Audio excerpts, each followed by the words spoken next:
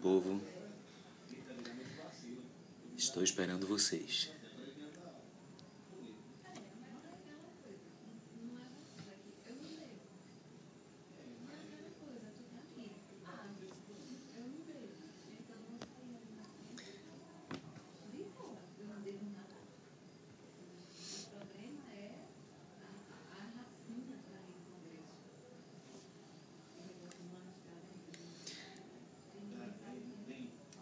Boa noite, gente. Vamos começar, né? Estão me ouvindo bem? Me digam aí, por favor. Por favor. Estão ouvindo direitinho? Mariana, Natália, Eli, todos que estão aí acenando. Dá pra ouvir? Dá pra ouvir bem, Natália? Ok, obrigado. Sim, não é bom deixar ninguém esperando, né? Eu não gosto de esperar, então eu não vou fazer vocês esperarem. Muito bem. Olha só, gente, vamos iniciar aqui. Aí... Olha só, antes de eu começar a falar especificamente no conteúdo a que eu me propus discutir ou expor para vocês, eu vou avisar o seguinte: eu prefiro não ficar lendo aqui o que vocês estão escrevendo para não quebrar o ritmo da proposta metodológica. É claro que eu conseguiria fazer essas coisas ao mesmo tempo, vocês sabem disso, mas assim, eu prefiro depois responder as perguntas. Então, quem tiver alguma pergunta, eu espero que muitos tenham, deixem para fazer as perguntas depois que eu expuser todo o conteúdo direitinho. Inclusive aquelas pessoas que tiverem perguntas interessantes para o conteúdo e quiserem entrar na live para fazer a pergunta para que todo mundo veja, vocês podem fazer, ok? Então, olha só, o título do nosso conteúdo que eu escolhi foi Os Múltiplos Sentidos dos Sufixos. Antes de adentrar nesse conteúdo, eu quero primeiro... Vai haver várias pessoas que não me conhecem, eu acredito que já estão entrando pessoas aqui que não conhecem. Eu quero me apresentar, né? E para quem conhece vai ser uma nova apresentação, uma outra apresentação. Eu sou Heraldo Batista. O meu obrigado vai para aquelas pessoas, as várias pessoas que de ontem para cá têm curtido os meus stories e têm pedido para participar da live. Eu sou professor de língua portuguesa. Ainda mais que isso, eu tenho orgulho de dizer que eu sou um linguista. Significa que, diferente de apenas um professor de língua portuguesa, que muitas vezes se atém a expor os conteúdos velhos, gramaticais, entediantes e muitas vezes cansativos e assustadores que a gramática normativa nos impõe, um linguista se propõe a dizer por que aqueles fenômenos acontecem. Explicar com base na ciência por que aquelas coisas acontecem. E é isso que eu vou tentar fazer, E é isso que eu vou fazer agora para vocês em relação à parte dos sufixos. Então, como eu estava dizendo, eu sou Heraldo, agradeço a preferência por vocês estarem aqui agora, porque imaginem, um sábado, 19 horas da noite, existem tantas lives aí poderosas de cantores que vocês poderiam estar assistindo, as novelas, os filmes, as séries, até o conversar com a pessoa amada, com a pessoa querida. Então eu agradeço o fato de vocês estarem aqui nesse momento compartilhando comigo. Eu espero que seja bem proveitoso para todos nós, tá bom? Então, qual é o motivo principal dessa live? Olha só, gente. Primeiro eu quero culpar Paula. Depois vocês vão saber quem é Paula, que é uma ex-aluna minha do ensino médio, que passou um tempão no meu pé insistindo, e vamos fazer isso, e vamos fazer aquilo. E para quem já foi meu aluno há um certo tempo, ou pelo menos já foi por um semestre, deve saber que eu não gosto de filmes, de vídeos, eu me acho muito estranho em vídeos. Mas a situação em que nos encontramos nos forçou, nos ensinos superiores, que é onde eu me encontro lecionando agora, os ensinos superiores adotaram o estilo EAD, então eu fui forçado a entrar nessa parte da live, etc. Aí Paula estava dizendo para mim: professor, o senhor tem que compartilhar alguma coisa com a gente sente saudade, etc. e tal. Dei uma aula para o Enem, que não é o meu propósito aqui, tá? Isso não é uma aula para o Enem.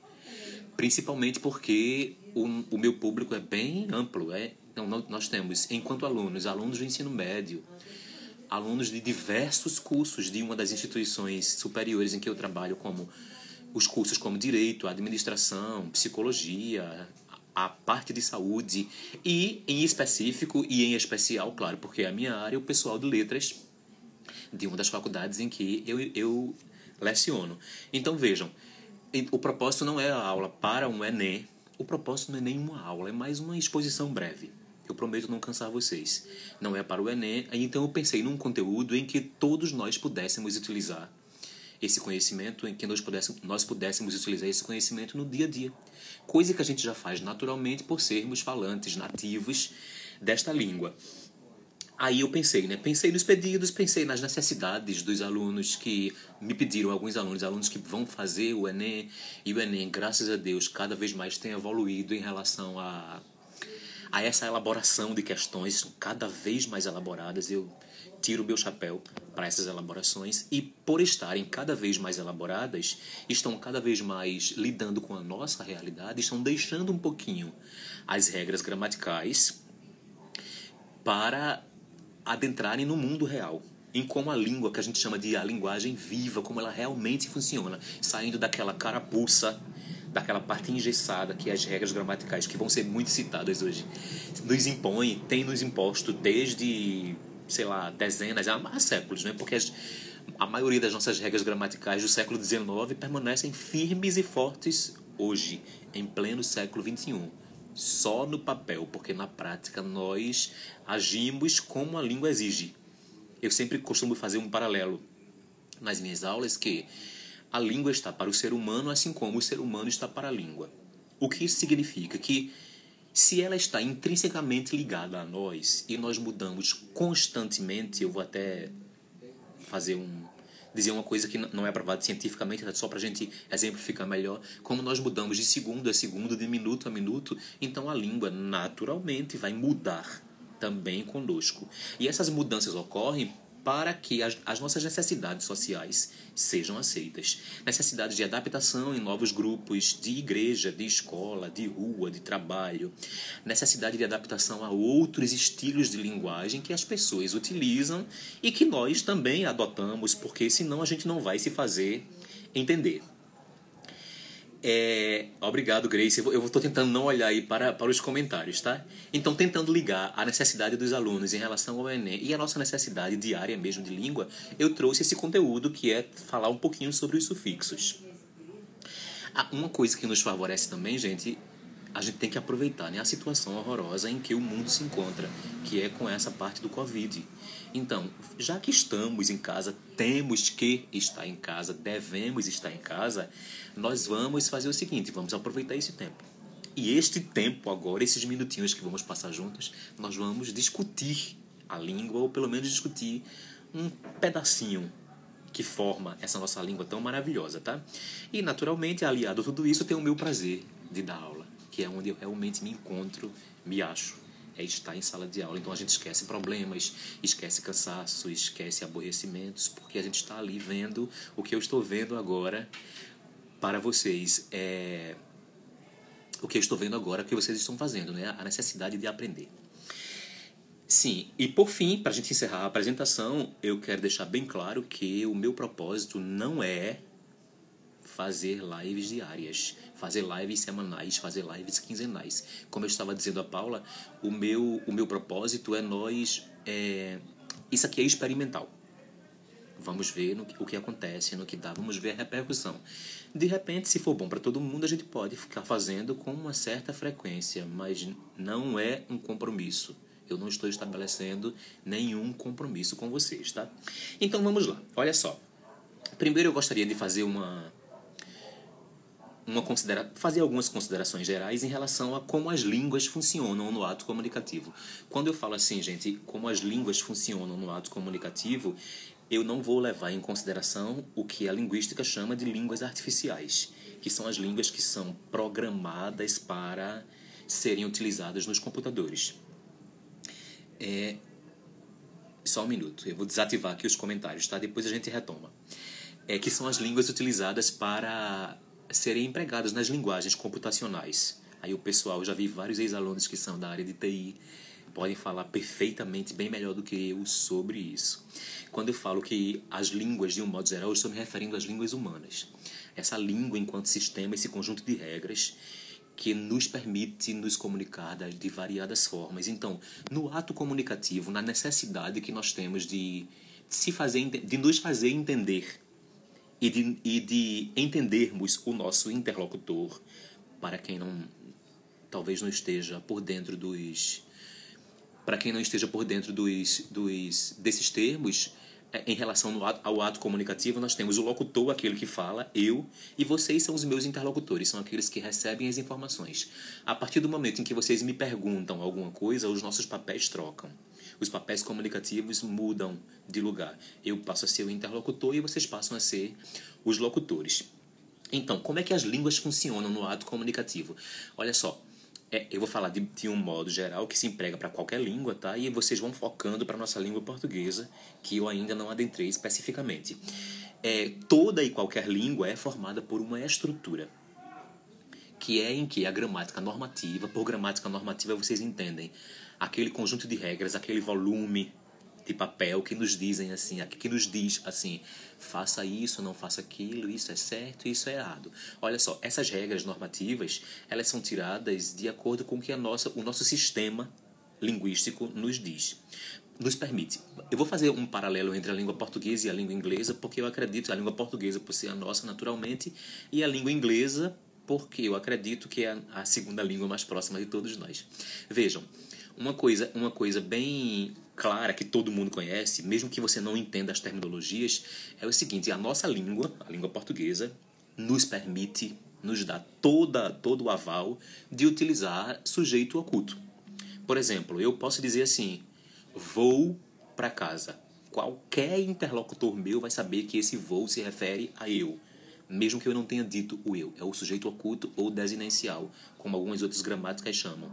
Então, quando eu digo assim, vamos começar, também é um sujeito oculto, porque eu estou me referindo a um nós que não aparece claramente na oração, mas nós identificamos essa parte, é o vamos. A nossa língua permite isso, o nosso sistema linguístico da língua portuguesa permite que nós utilizamos essa saída, que é utilizar o sujeito oculto. É uma saída econômica. Em vez de dizer nós vamos, fica bem mais prático para nós dizermos vamos. Pensando na língua que eu estou fazendo o comparativo, que é a língua inglesa, por exemplo, a língua inglesa não permite que os seus falantes utilizem um sujeito oculto. Por quê? Porque o sistema linguístico, já que ela é uma outra língua, vai oferecer também diferentes regras linguísticas. Isso ocorre para todas as línguas, tá, gente? Existem regras que são chamadas de regras universais, ou seja, que você vai encontrar em qualquer língua humana, e existem regras que são chamadas de regras específicas, que você, como o próprio nome diz, vai encontrar naquela língua específica. Eu vou citar uma regra universal, porque não é o nosso foco, tá? Nosso foco aqui é bem menos linguístico, mas eu não consigo me separar dessa parte. Vejam, sobre uma regra universal. Toda e qualquer sílaba tem que ter uma vogal.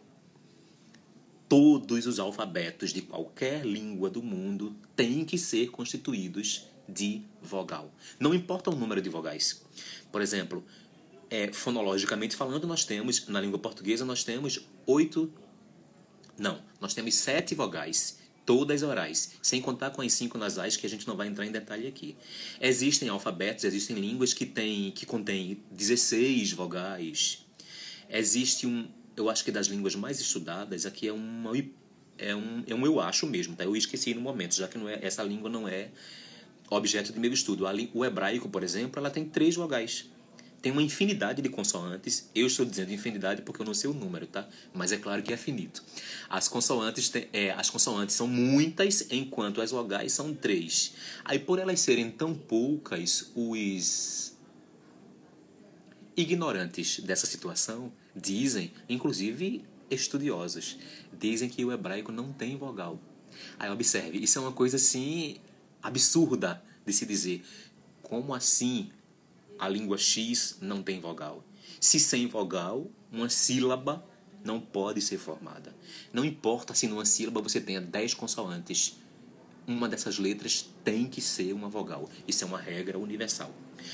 Então, já deu para entender mais ou menos o que é uma regra universal e o que é uma regra específica. Então, não importando a língua, como eu estava dizendo antes, ela tem um sistema de regras. Ora ela permite isso, ora ela permite aquilo. Deixa eu dar mais um exemplo sobre um sistema de regras na nossa língua que eu acredito que vai ficar mais claro para vocês. Eu estou sendo cuidadoso em relação a isso porque certamente muitas coisas que eu estou falando agora o pessoal de letras já sabe. Espero que saiba, porque se não souber, a gente vai conversar depois. Mas existem outros públicos, como eu falei para vocês, existem outros públicos que não estão e nem precisam, já que não é a área de conhecimento específico, não estão por dentro disso. Então eu vou ser o mais claro possível. Deixe-me ver uma regra que é permitida por nós. Pronto, perfeitamente, olha só. Vocês, com toda certeza, nunca ouviram alguém falar naturalmente assim... Cadeira A. Não é o A do verbo haver, não, tá? É o A, o artigo. A gente não diz menina A, bola A, casa A, menino O. Por que a gente não diz isso? Observe que qualquer falante, seja escolarizado, seja analfabeto, seja aquela pessoa que nunca não sabe nem identificar um A, não sabe nem quantas vogais nós temos, não sabe nem dizer A, E, I, ou U, dizer assim, é uma vogal. Mas ele não fala. Por que essa pessoa não fala assim? Telefone O. Por que essa pessoa não fala assim, chão, ó? Porque, vejam, as regras da língua, elas estão intrínsecas a nós, como eu falei no começo. Então, se você já é um falante nativo daquela língua, à medida que você vai crescendo, você vai sabendo naturalmente que... Aí a gente sabe a regra, mesmo que você aplique sem saber. A gente já sabe naturalmente que O, A, Os e Ais são artigos. E artigos só são permitidos pela nossa língua surgirem antes dos substantivos. Por isso que nós só dizemos o menino e não menino o. Isso é uma regra específica da língua. Eu acredito que ficou claro. Obrigado, Natália. Natália é minha amiga, viu, gente? Uma amigona, trabalha comigo em outra instituição. É a minha psicóloga. E vice-versa, né, Natália? Sim, então essa é uma regra específica. Eu estou falando em como as línguas funcionam no ato comunicativo. Então, para que qualquer comunicação aconteça, é preciso que a gente siga regras. Essas regras partem do que o sistema da língua oferece, que é o geral, né? A gente precisa fazer isso, como esse o menino ou a menina. E depois a gente parte do geral para regras específicas que mudam de comunidade para comunidade. Por exemplo, se eu estiver dando aula num curso de letras... Não é adequado para eu dizer assim, a gente vamos começar agora. Observem, a expressão a gente vamos é extremamente comum. É muito mais comum do que nós vamos. Eu acredito que seja. Mas observe, eu tenho duas regras aqui. A minha língua me permite dizer nós vamos e me permite dizer a gente vamos. Não quero falar nas outras possibilidades, tá? Estou utilizando só esses dois aqui. Então a minha língua permite dizer nós vamos e a gente vamos. Em que momento do meu ato comunicativo eu vou selecionar uma dessas possibilidades? De acordo com o momento, de acordo com as circunstâncias. Quanto mais informal for a circunstância, quanto mais próxima ou próximo você for daquela pessoa, mais informal você vai ser. Então, por exemplo, se você estiver no meio da feira e perguntar e disser para alguém assim, a gente vamos para qual banco agora? O banco de feira, ninguém ao seu redor vai lhe estranhar. Porque a feira é um lugar informal. Mas no caso assim, se eu estiver numa sala de aula, como eu falei, num curso de letras, no ensino superior, até no ensino médio mesmo, enquanto professor de língua portuguesa, a não ser que eu esteja dando exemplos, não cabe, não é adequado para eu dizer a gente vamos estudar o texto da página 50, por exemplo. Então a língua diz o seguinte, seja mais adequado, seja sempre adequado aquele ato comunicativo. Isso tudo ocorre no ato comunicativo, tá, gente? É interessante que eu fico observando vocês e os meus alunos. Vocês me tratam de duas formas mais específicas. Ou vocês me tratam em relação ao pronome possessivo, teu e seu. Vejam que interessante, talvez vocês não tenham ainda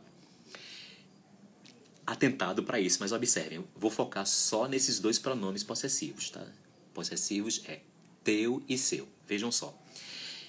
Os alunos se dividem em relação à parte da intimidade comunicativa. Então, se for um aluno que seja mais próximo a mim, ou que se considere mais próximo a mim, ele vai dizer o seguinte, Heraldo, com T de tatu, teu livro caiu.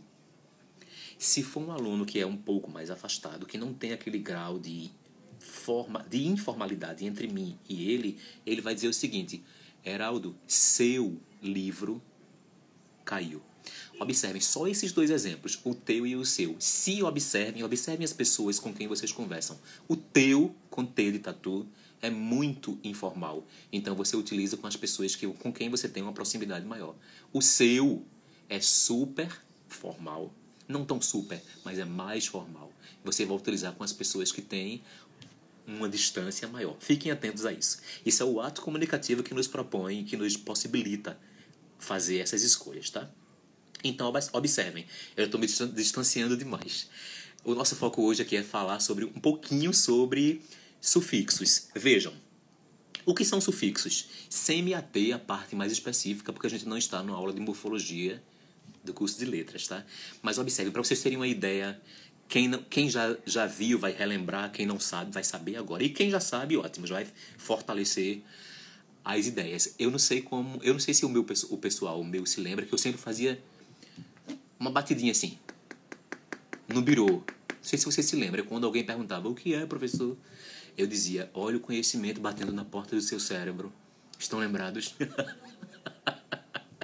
Pronto, então lá vão as batidinhas e fiquem atentos para o conhecimento. O que é que a gente pode chamar de sufixo, gente? Olha só, na formação de qualquer palavra é formada por partes. Não entendam como essas partes como sendo as letras e as sílabas. Eu não estou falando de letras e sílabas. Eu estou falando de partes que contêm, cada uma sozinha, um significado. Por exemplo, quando eu digo assim, olha, menininho. Pensando nessa palavra, menininho. Estou chegando lá no sufixo, tá? Quando eu digo assim, menininho, nós temos aqui em menininho 4 partes. Não são 4 sílabas, nem são 4 letras. Eu não estou falando de letras e sílabas. Eu estou falando de partes, cada uma com um significado sozinho, um significado poderoso, que faz toda a diferença no sentido da mensagem que está sendo passada. Então a gente diz assim, olha, em menininho, você tem o O final. Qual é o significado desse O final? Observe que ele sozinho diz para nós: eu estou me referindo a um ser humano masculino. Esse O, em menininho, tem um significado de masculino, ok?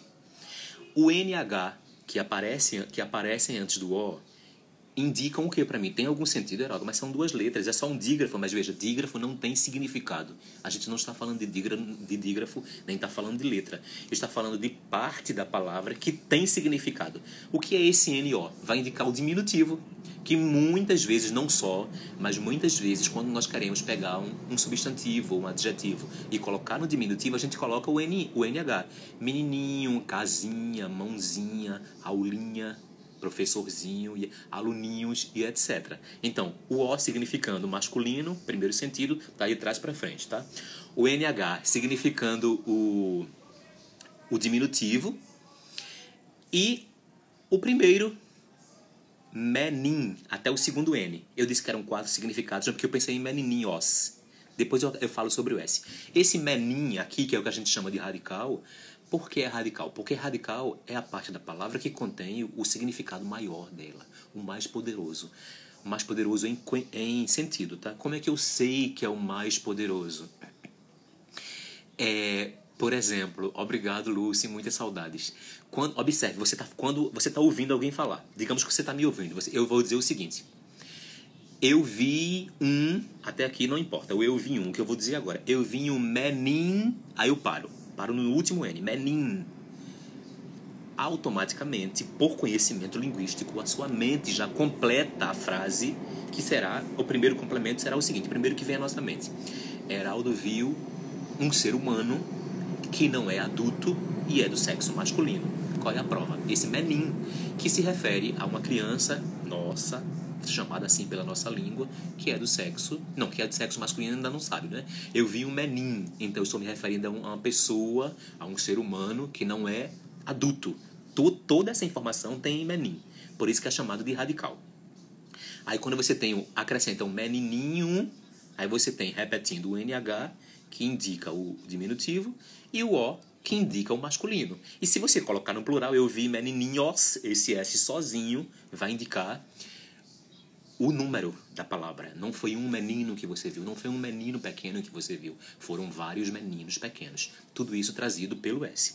Então, dessas partes que formam qualquer palavra, nós temos as principais. O radical, que eu falei agora, que é a palavra que contém um maior peso semântico ou de sentido, e nós temos os afixos. Os afixos são as outras partes da palavra que se acoplam ao radical, seja antes do radical, seja depois do radical. Se ela vier antes do radical, nós chamamos de prefixo. Se ela vier depois do radical, nós chamamos de sufixos. Existem línguas, não acontece na nossa, tá? Que se utilizam de infixos. Você pega um pedaço de palavra com sentido, abre o radical e coloca um infixo dentro. As línguas indígenas, muitas delas fazem isso. No nosso caso, temos prefixos e sufixos. O nosso foco aqui, não vou adentrar, vamos focar só nos sufixos, tá? Então, quando eu falar em sufixo, vocês já sabem. É um pedacinho de uma palavra, estou utilizando um termo popular, tá? O termo adequado científico é morfema. É o morfema da palavra que vem depois do radical para dar um novo significado àquela palavra. Então, quando eu digo assim, eu vi um casarão. Olha só, eu tenho um radical, cas, C-A-S, que é o que contém um significado maior, e tem o sufixo, que é o segundo morfema, o arão, que vai dizer para o meu ouvinte, para o meu interlocutor, que eu não vi uma casa qualquer. Eu vi uma casa muito grande. E além de ser muito grande, ela chamou minha atenção. Por isso que eu não disse eu vi uma casa grande. Vejam o impacto linguístico. Dizer eu vi uma casa grande é uma coisa, dizer eu vi um casarão é outra coisa. Então, nesse exemplo que eu dei, casarão, esse arão é o sufixo, é o morfema que vai trazer um outro significado para as nossas palavras. Então, os sufixos, gente, eles funcionam de acordo com as nossas necessidades linguísticas, como eu falei anteriormente. Nós temos os sufixos fixos, que são aqueles que são dados pela nossa língua, que são os sufixos tradicionais, mas no ato comunicativo nós fazemos coisas interessantes para que a comunicação se efetue da melhor maneira possível. E o que é que isso tem a ver, Aldo, com a comunicação? Eu acabei de dizer. Primeiro, não o mais importante, eles funcionam para que nós nos façamos entender da melhor maneira possível. E segundo, por que é que nós utilizamos esses sufixos? Qual é a importância de conhecer esses sufixos? Porque se você empregar um sufixo errado no sentido de eu quis dizer X e terminei dizendo Y, você vai destruir o seu texto. Então, os sufixos, quando a gente não conhece os sentidos de determinados sufixos, e mesmo assim empregamos esses sufixos porque achamos a palavra bonita ou elegante, eu nunca conheci, mas achei bonita e vou utilizar aqui, pode destruir o seu parágrafo. No caso do Enem, pode fazer com que a sua coerência, que vale 200 pontos, não é isso? Uma das competências, eu acredito, nem me lembro mais. Uma das competências deve valer 200 pontos, isso pode destruir a sua competência ali, da coerência e acabar com o seu texto. Inclusive também na comunicação. Se eu agora utilizar um sufixo inadequado, eu vou ter a possibilidade, se eu perceber ou se vocês perceberem e me disserem, eu vou ter a possibilidade de me consertar, porque é um texto oral. Nós ainda estamos no ato comunicativo. E no texto escrito que você faz e envia para alguém. Depois que se vier o conserto, se houver a possibilidade de conserto, ok, mas o dano já vai estar lá feito. Aí, então, é muito importante para que nós conheçamos especificamente agora os sufixos para que o nosso texto seja construído da melhor forma possível. Eu trouxe, gente, dentre as várias possibilidades que a nossa língua nos dá sobre sufixos, nós temos... Eu trouxe... eu vou chamar de sufixos clássicos, porque nós utilizamos há muitas dezenas de anos. Quando eu digo nós aqui nesse caso, não sou eu nem você não, tá? Dezenas até séculos, todos os falantes. Os brasileiros, os que foram falantes, não só brasileiros, os que utilizaram a língua portuguesa. O primeiro par de sufixo é aquele par clássico que eu trouxe para vocês, que a gente utiliza normalmente. Cuidado aqui, olha, normalmente não significa sempre assim. Normalmente significa com uma certa frequência. Os dois pares que indicam, muitas vezes indicam diminutivo, o inho e o zinho. Então, você diz assim, menininho, carrinho, pezinho, amorzinho, são esses dois sufixos que indicam o diminutivo. Olhem só, eu não vou trabalhar ainda o sentido deles, eu vou trabalhar mais na frente o sentido, tá? Esse momento agora é de exposição de alguns sufixos que são mais comuns na nossa língua. O outro sufixo que eu trouxe foi, para mim é comum, eu não sei se vai ser comum para vocês, ebre. E-B de bola, R-E. O ebre de casebre. Aí fica uma pergunta que depois eu quero que vocês comentem. O que significa esse ebre em casebre? O que seria um casebre? Será diminutivo? Se é diminutivo, por que eu não utilizei casinha, por exemplo? Para quem não sabe, o básico de casebre é uma casa pequena, tá? Mas será que casebre é igual a uma casinha? Isso aqui é a nossa interrogação, a qual nós voltaremos depois, tá? O outro sufixo que eu trouxe aqui para vocês foi ela. Não é ela o pronome, tá? É o ela que aparece, por exemplo, em ruela, viela. Ruela, talvez não seja tão conhecido para alguém, é com U mesmo, tá? Vem de rua, seria uma rua pequena. Mas será um diminutivo também? Viela seria uma via no sentido de passagem, uma via pequena. Mas será também que é um diminutivo? A essas indagações nós vamos responder mais na frente quando entrarmos na parte do sentido desses sufixos. O certo seria elantra no grau normal, Ismael. Sem comentário. Meu Deus.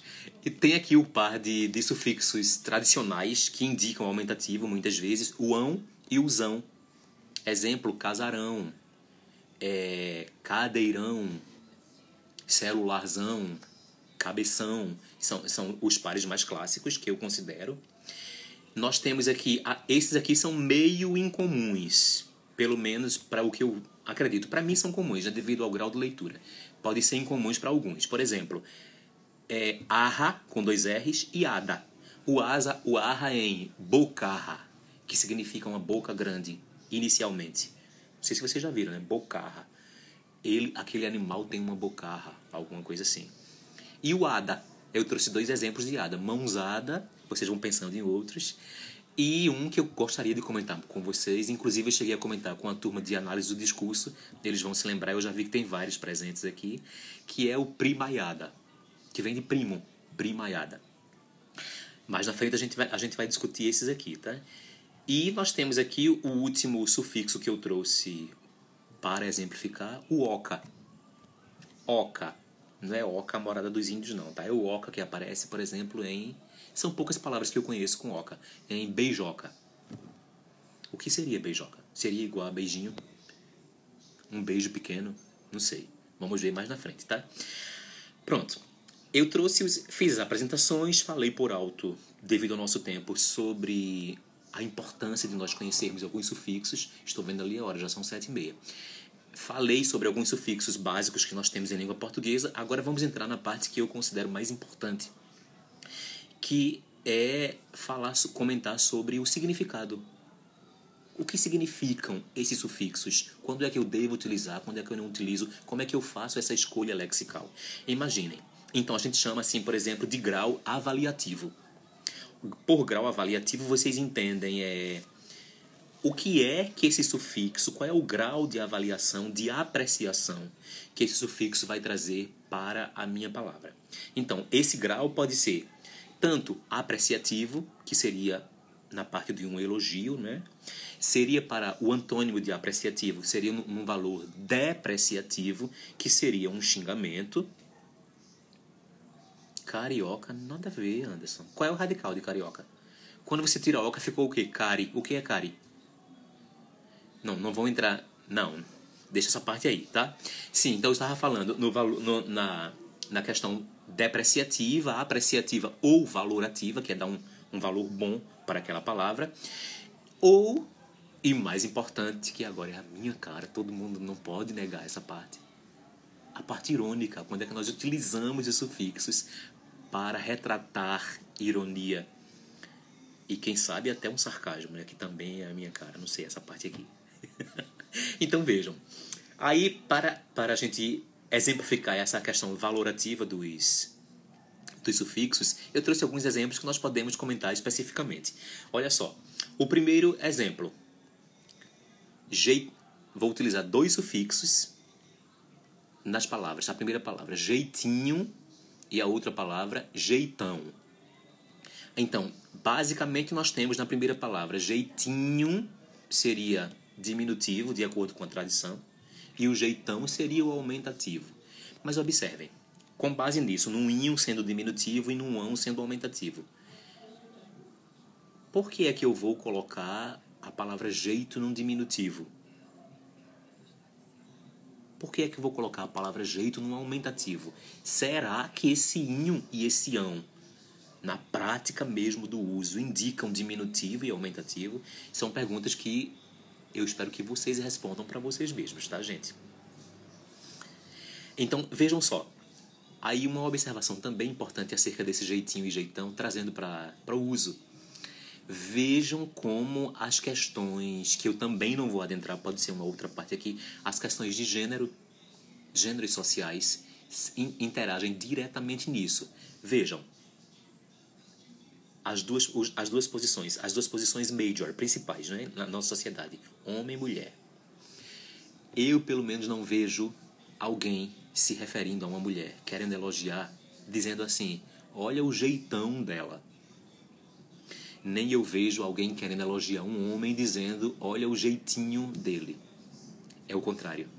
Quando você quer, por exemplo, se você é um homem, não sei, vou utilizar a terminologia bem tradicional, tá? Não quero comentários sobre isso. Se você é um homem e quer elogiar uma mulher, você vai dizer, adoro o jeitinho dela. Observe que aqui claramente não tem nada a ver com diminutivo. O valor é apreciativo.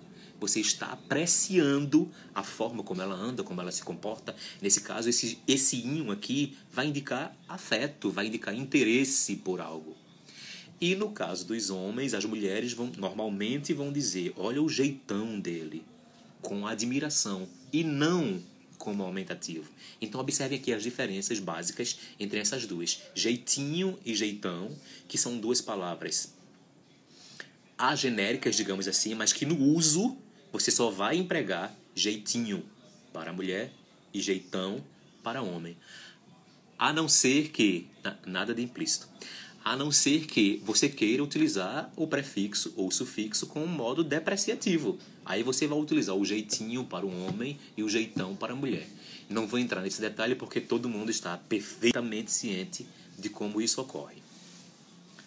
Ficou claro, gente, a diferença básica entre jeitinho e jeitão no uso? Exatamente. Por isso que é muito cuidado, Estela, a gente dizer assim, isso é diminutivo só porque é um inho, isso é aumentativo só porque é um ão. Não sei. Ficou claro, gente? Alguém pelo menos me diga assim, ficou sim, hein? Deu para entender o jeitinho e o jeitão. Ok, obrigado. Já três pessoas já disseram. O meu pessoal de letras já está cansado de ouvir falar na minha sobrinha linda, maravilhosa, Ellen. E vocês também já estão cansados de saber, eu espero que a mãe dela não escute, eu estou dizendo isso aqui agora, que ela tem sido a minha cobaia linguística, né? Porque uma coisa é você conhecer as teorias de como a língua funciona, de como a língua se desenvolve, outra coisa é você pegar essas teorias e vê-las ocorrendo na prática, aqui de modo empírico. Isso é maravilhoso. Então, observem, todos os dias ela me surpreende. Eu já cheguei à conclusão que eu não posso utilizar ela como exemplo para nada, porque ela é fora do normal. Ela não é humana. Que não é impossível que uma menina de 3 anos faça tudo aquilo. Então, ela me disse o seguinte, nós estávamos um dia desses, acho que foi a semana passada, nós fomos a um campo aqui perto da minha casa, à noite, para desestressar um pouquinho, sair dessa quarentena. Aí ela gosta de ficar chutando a bola. Titio, vamos levar a bola? Vamos levar a bola. Aí ela disse assim, titio, eu vou pegar essa bola e vou dar um chutão bem grandão, que vai bater lá no céu. Aí, observe, uma frase aparentemente boba, mas vamos fazer uma breve análise linguística. Por que foi que ela não disse, eu vou dar um chute bem grande? Ela disse um chutão bem grandão. Agora, vejam, ela tem 3 anos e 3 meses. Quem foi que disse para ela que o ão indica um aumentativo? Ninguém, ela não sabe nem o que é aumentativo. Ela sabe o que é chute, nesse exemplo que eu estou dando. Então, quando ela disse assim, vejam que maravilha de compreensão enquanto nativa da língua. Quando ela escolheu esse chutão no lugar de chute, ela me disse só com essa palavra, chutão, que ela não ia simplesmente encostar o pé na bola. Ela ia colocar toda a força que há na perna dela, porque ela se garante e ela consegue dar aquele super chute e vai sair tão alto que para ela vai tocar no céu. Tudo isso com um chutão bem grandão. E vejam como foi que ela passou essas informações para mim, só através do sufixo ão. Isso é uma maravilha que nós, enquanto adultos, pelo menos deveremos saber muito mais do que uma criança que está em fase de aprendizagem, né? Então, nesse caso, chutão seria um chute grande. No meu ponto de vista, um chutão bem grandão. Esse ão de chutão está muito mais para a intensidade do que para tamanho de chute. Porque a gente não mede, eu acredito, o tamanho do chute. Você mede a intensidade do chute. Então, nesse caso, o ão deixou de ser um sufixo indicando aumentativo para indicar intensidade. Cuidado com isso aqui, tá? É claro que o mesmo sufixo pode indicar várias coisas em contextos diferentes. E dá para você dizer o seguinte, Heraldo diz que ele só significa isso. Eu não estou dizendo esse só, muito pelo contrário. É muito arriscado você dizer numa língua só, porque mais na frente a língua vai te chamar de mentiroso. A língua é maravilhosa. Muito bem. O outro exemplo. Esse exemplo é super polêmico. Eu vou tentar me ater só ao exemplo, tá? Gente, tem várias pessoas pedindo para participar do meu vídeo ao vivo, mas eu não sei, se eu aceitar essas pessoas, elas vão poder interagir comigo na hora e vai atrapalhar, eu não sei. É a primeira vez que eu faço uma live assim pelo Instagram. Quando se aceita, o que é que acontece? Digam para mim.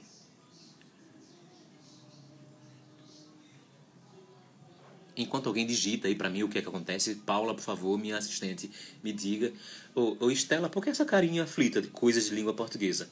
Não é só coisas de língua portuguesa não, Estela. Você sabe, deve saber, que isso são coisas da língua. Qualquer língua fornece essas possibilidades de nós fazermos outras coisas.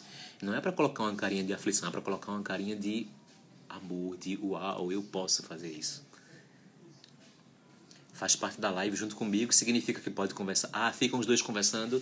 Obrigada, Divânia. Então, não vou aceitar não, gente. Senão a gente vai... Eu já gosto de conversar, vocês sabem, né? Deixa pro final, é melhor. Ok, Paula, muito bem. O outro exemplo que eu disse para vocês que pode trazer assim uma certa comoção, mas ainda bem que vocês não estão na live, estão só assistindo, é sobre um dos pronunciamentos do nosso presidente, Jair Bolsonaro. Quando ele foi, eu acredito que foi o primeiro pronunciamento que ele foi falar acerca do Covid. Eu acredito que foi o primeiro porque eu não acompanho. Graças a Deus não acompanho. Porque eu fico fazendo um monte de análise linguística e fico com vontade de interferir sem poder, então não adianta. Eu vejo depois para utilizar como material para as minhas aulas. Ok, Lídia, eu vou fazer no final. Aí quando ele falou, né, que disse que devido ao... Como foi que ele falou? Devido ao histórico de atleta que ele tem. Uau! Eu disse que ia me conter. Se contém, Heraldo. Devido ao histórico de atleta que ele tem, se ele adquirisse o vírus, ele teria no máximo uma gripezinha ou um resfriadozinho. Aí observe como se encaixa perfeitamente aqui no nosso conteúdo. Gripezinha, a gente tem um sufixo aí, zinha, e nós temos em resfriadozinho o sufixo zinho, que tradicionalmente, como nós dissemos, é boa noite, amiga Radla. Depois a gente conversa melhor, tá? Então observem. Tradicionalmente, zinha e zinho vão indicar diminutivos. Mas observem o contexto em que foi utilizado. Muito mais do que gripe leve, Estela. Observe. Claramente vocês percebem ali que ele estava lendo. A gente percebe isso. Como é que a gente percebe isso? Quem não tem essa ideia, passe a ter agora. Como é que a gente percebe que ele está lendo? Primeiro, as palavras saem maquinalmente, como se fosse um robô. Segundo, aí eu disse que não ia levar para o lado pessoal, mas eu sou um linguista, não dá para deixar de reparar isso. Ele lê pessimamente, gente. Um texto que ele já tinha lido várias vezes, que as pessoas fazem isso antes de ler em grandes discursos, e a pessoa ainda fica tropeçando naquelas palavras simples, mas tudo bem. Aí dá pra gente perceber claramente que ele estava lendo. Aí, mesmo na leitura mecânica, você percebe que esse inha e esse zinha e esse inho, de gripezinha e resfriadozinho, não significam apenas o diminutivo. Quando ele diz assim, uma gripezinha e um resfriadozinho, ele quis dizer o seguinte, que poderia ter sim, tanto a gripe quanto o resfriado. Vejam, ele poderia ter sim, tanto a gripe quanto o resfriado. O segundo, se ele poderia ter, então se ele tivesse, seriam uma gripe e um resfriado leves, nesse caso o inho também indicando o apreço valorativo aqui, talvez pequeno ou diminutivo, mas muito mais do que isso. Gripezinha e resfriadozinho carregados de ironia. É como quem diz o seguinte, como é que o mundo... eu não sei como um ser humano qualquer pode dizer isso, mas foi dito, né? Como é que o mundo inteiro está de portas fechadas, está temendo uma gripezinha e um resfriadozinho, que pode ser curado, agora acréscimo meu, que podem ser curados por qualquer coisinha que não apareceu. Então, nesse caso, observem, esse zinha e esse zinho, o zinha e o zinho, sem dúvida alguma, muito mais carregados de ironia do que de diminutivo. A segunda parte aqui, tem um exemplo que eu me lembrei, acho que foi em 2018. Foi em 2018. Eu estava falando brevemente sobre isso aqui que eu estou falando agora, sobre sufixos para uma turma de primeiro ano de ensino médio. Eu acredito que tem algumas pessoas de 2018 que estão presentes e devem se lembrar disso. E eu falei sobre o poder valorativo dos sufixos e tudo mais, aí de imediato observem como a prova é uma coisa que a gente utiliza o tempo inteiro. Quando eu enveredei para outro assunto, para dar continuidade à aula, havia alguns alunos conversando lá fora, ou lá atrás. Aí eu disse para um deles, o que estava mais exaltado, eu disse, ei, nem me lembro o nome dele. Ei, por que você está conversando? Se controle, vamos prestar atenção aqui à aula. Aquela forma que eu utilizo de chamar a atenção do aluno, vocês sabem bem disso. Aí ele disse, tá certo, professor, eu vou, porque o respeito sempre é bom, né? A gente sempre mantém isso em sala. Tá certo, professor, eu vou me comportar. Aí, na mesma hora, o aluno que estava ao lado disse o seguinte, vejam, vou tentar reproduzir o tom da voz dele. Não se preocupe, professor. Aí deu uma batidinha no ombro dele e disse assim, ele é meu amiguinho, então eu cuido dele. Por aí vocês tiram que esse amiguinho não significa apenas um diminutivo, nem vai significar apenas a questão do apreço. É um apreço muito mais intimista, digamos assim. Aí o resto vocês vão tirando as próprias conclusões. Então, veja, são coisas que a gente utiliza, basta começar o ato comunicativo e a gente vai desenvolvendo isso. Tem uma outra parte aqui também na prática. Tome, Halila, tome um banhozinho. Depois a gente conversa. Tome um banhozinho, não é melhor um banho. Tem algumas, pensando aqui especificamente no curso de letras, o pessoal do 7º da noite que está presente, tem várias pessoas aqui, vocês vão se lembrar disso. Tem uma das alunas que dizia que adora me chamar de Heraldinho. Mesmo que eu dê sempre várias cortadas quando ela me chama assim de Heraldinho. Aí ela diz assim, ô Heraldinho, com uma voz assim meio musical. Como foi mesmo aquele parágrafo anterior que o senhor explicou? Aí observem, Heraldinho que o senhor explicou nem combina, né? Porque Heraldinho é uma tentativa forçosa de intimidade. Aí depois vem um senhor que indica, opa, olha assim a distância, fique aí, preste atenção ao que está falando. Então, veja, eu sempre digo, Heraldinho, não. Por que eu digo Heraldinho? Me chama de Heraldo, me chama de professor. Porque não dá para saber com exatidão o que significa esse Heraldinho. O Heraldinho significa... Natália, eu espero que seja mesmo só uma gripezinha, tá? Mais tarde a gente conversa. Eu não sei se esse Heraldinho significa só o fato de ela querer aproximação ou se ela querer, não sei, um Heraldinho no sentido de professorzinho qualquer. Eu acredito que não, porque ela deve ter ainda... Não, ela deve ter não, ela tem algum cérebro. A massa cinzenta dela funciona muito bem. Então, acho que esse outro aspecto, não. Sabe, né, Itamires? Tá, tudo bem. Um outro exemplo aqui que eu trouxe para vocês, observem. Em relação a como nós chamamos a nossa mãe. Além de mãe, claro. Então, a gente tem mãezinha e maninha.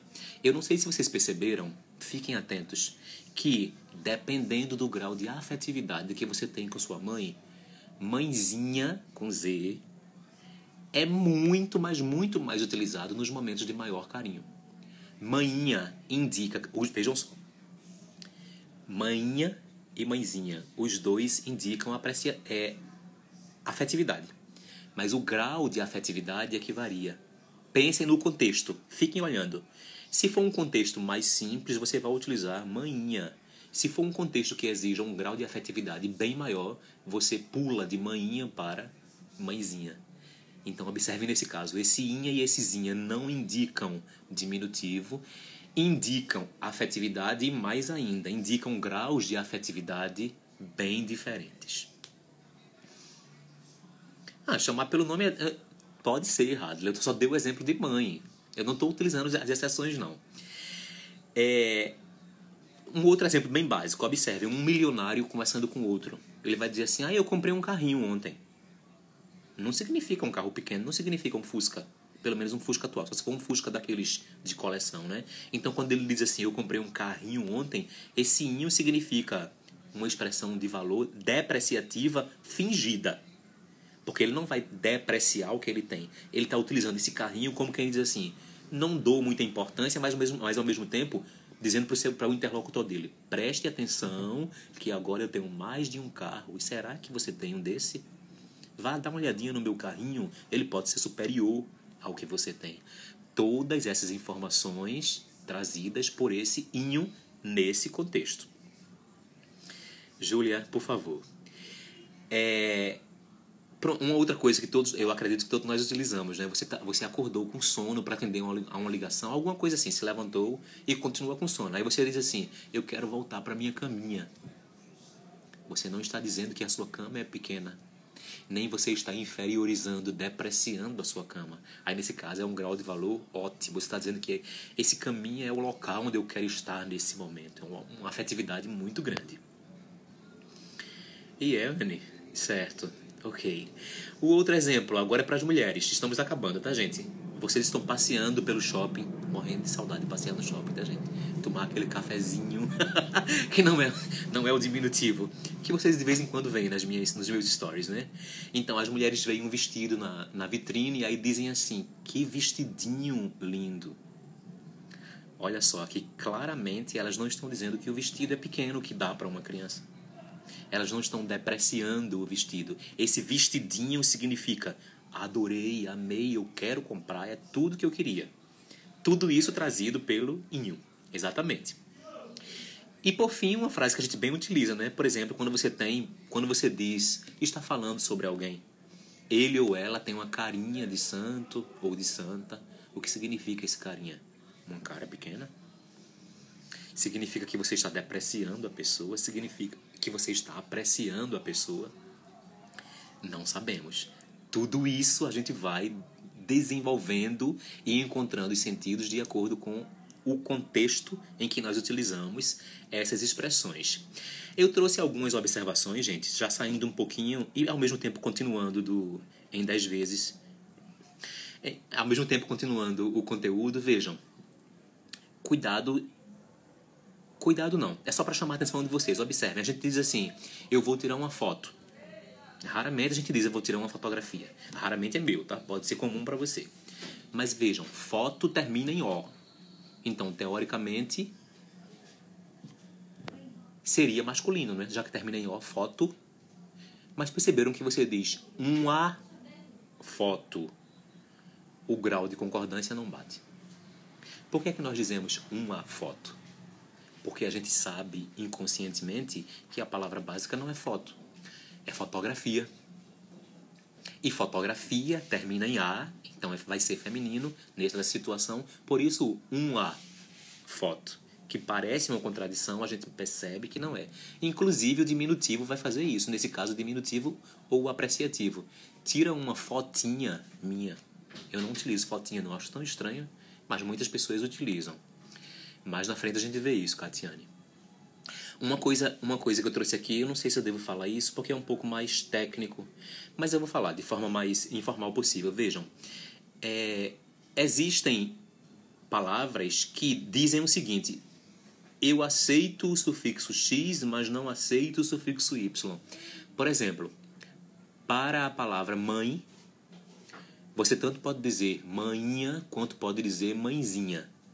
para a palavra pai, você tanto pode dizer painho quanto pode dizer paizinho. Então, essas duas palavras, pai e mãe, aceitam em si, e a gente utiliza largamente tanto o inho quanto o zinho. Mas observe, a palavra pé é só um dos inúmeros exemplos. Já ouviram alguém dizendo meu péinho? Eu nunca ouvi, eu acredito que ninguém utiliza. Por quê? Porque a palavra pé é uma das palavras que só aceitam no diminutivo um sufixo. É como se elas dissessem assim: eu vou ter 2 sufixos diferentes para significar a mesma coisa. Isso é um excesso, então eu vou recusar um e vou aceitar só um. Então, pé só aceita pezinho. Um outro exemplo é, por exemplo, assim, flor. Se você disser florinha, eu até já ouvi florinha, mas soa muito estranho. A palavra flor aceita largamente e usinha, florzinha. Uma coisa importante também, sobre a sílaba tônica da palavra. Aqui no caso, na prática oral, na prática de oralidade, a gente não se atrapalha nessa parte da sílaba tônica, onde eu devo tonificar mais a minha sílaba quando eu utilizo um sufixo. Mas na parte da escrita, sim. Por exemplo, vamos pegar como base a palavra café, o que a gente gosta tanto, né? A gente sabe que a sílaba tônica da palavra café é o fé, inclusive ela é até acentuada. Mas quando a gente coloca no diminutivo, esquece o diminutivo, quando a gente utiliza o sufixozinho nele, percebam que a gente não pronuncia mais cafézinho, a gente pronuncia cafezinho. Então, a partir daí, a mesma coisa, pé, pezinho, flor, florzinha, mãe, mainha. Observem que a sílaba tônica se desloca. A sílaba tônica estava no radical e ela passa a fazer parte do sufixo, que foi aquele morfema que você acoplou à palavra inicial. Isso influencia diretamente na escrita. Eu já vi várias pessoas escrevendo cafezinho com acento ainda no FE, com base no gênero neutro, no gênero normal, que é o café. É só se lembrar, quando a gente utiliza um sufixo, a sílaba tônica não vai fazer mais parte do radical, ela vai fazer parte do sufixo. Então, aquele acento gráfico deixa de existir. Fica só o acento tônico, que é o acento forte. Ok? Muito cuidado nisso aqui, tá? Um outro exemplo é na palavra cadeira. A sílaba tônica é a segunda, o dei.